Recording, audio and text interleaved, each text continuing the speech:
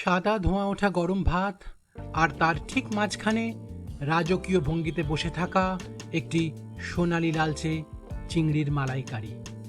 বাঙালির বিয়েবাড়ি থেকে পয়লা বৈশাখ, এই পদটি ছাড়া কি আমাদের কোনো অনুষ্ঠান সম্পূর্ণ হয়?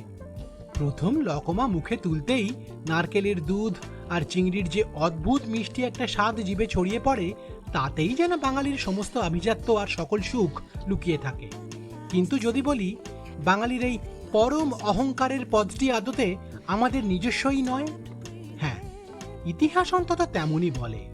নমস্কার, আমি দেবরাজ, আর আপনারা দেখছেন আপনাদের প্রিয় নিম্বু পানি বাংলার আরও একটা রসনা সম্ভার, যেটি বেশ সযত্নে রসিয়ে লিখেছেন আমার সহকর্মী প্লুটাস কর্মকার। খাবারের নামটা মালাইকারি হলেও এর সঙ্গে দুধের স্বর বা মালাইয়ের কিন্তু কোনো সম্পর্ক নেই। অবাক লাগছে? এর আসল নাম হলো চিংড়ির মালয় কারি। ইতিহাসের পাতা উল্টালে দেখা যায় বঙ্গোপসাগরের বুক চিরে একসময় মালয়েশিয়া বা মালয় উপদ্বীপের বণিক ও নাবিকরা বাংলায় আসতেন ব্যবসা করতে।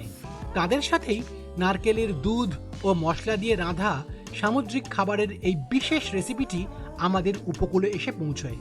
দক্ষিণ পূর্ব এশিয়ার সেই মালয় কারি কালক্রমে বাঙালির হেসেলে ঢুকে পড়ে। তারপর আমাদের জিভের আদরে আর উচ্চারণের ভুলে হয়ে দাঁড়ায় মালাইকারি।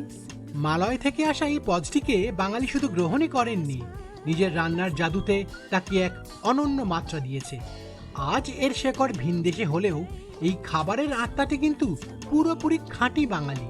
ঠিক যেমন এই বাংলা বাইরের সব কিছুকে দুহাত বাড়িয়ে বুকে টেনে নিয়ে আপন করে নেয়।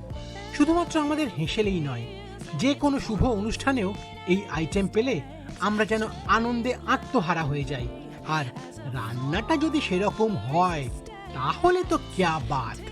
কবজি ডুবিয়ে চিংড়ির মালাইকারি মালয়কারি এনজয় করি।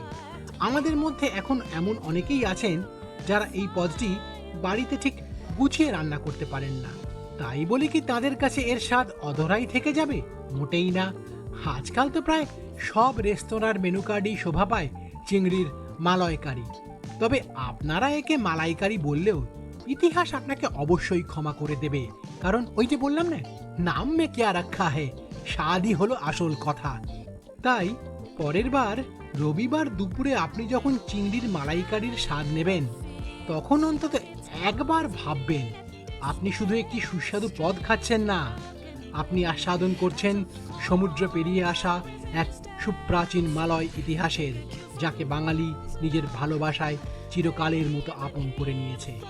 যাই হোক, খবরের একঘেয়েমি কাটিয়ে এই গল্পগুলোই যেন আরও একবার আমাদের শেকড়ের খোঁজ দেয়। তাই এরকম গল্প আরও শুনতে হলে কি করবেন? আবারও বলছি, খুব সহজ, শুধু করুন লাইক, শেয়ার অ্যান্ড সাবস্ক্রাইব নিম্বু পানি বাংলা।